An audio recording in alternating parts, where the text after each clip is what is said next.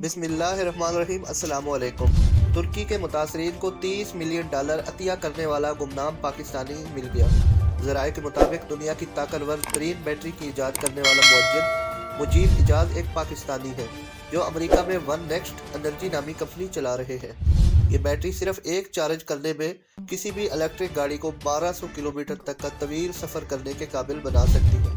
मुजीब इजाज की ये ईजाद 21वीं सदी की सबसे बड़ी ईजाद मानी जाती है, लेकिन मुजीब इजाज के पास कोई ऐसी ज़ाती प्रॉपर्टी या कोई चीज़ नहीं थी जिसे फ़रोख्त करके वो ऐसी कंपनी का आगाज़ कर सकते जो उसकी मदद कर सकती। तो फिर उन्होंने अपना प्लान बिल गेट्स और अमेज़न के चीफ बेज़ोस के सामने रखा।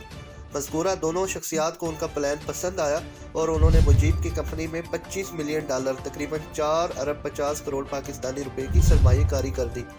आज मुजीब ने बैटरी तैयार करके बिल गेट्स और जीफ बेज़ोस की सरमायाकारी को दुरुस्त साबित किया।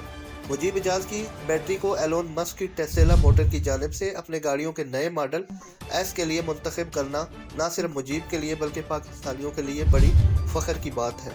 आज जहां दुनिया की बड़ी कंपनियों में इंडिया के सीईओज़ जैसा कि गूगल और माइक्रोसॉफ्ट वगैरह, वहीं हमारे लिए भी ये एजाज़ की बात है कि हमारे पाकिस्तानी इतने काबिल भरोसा हैं।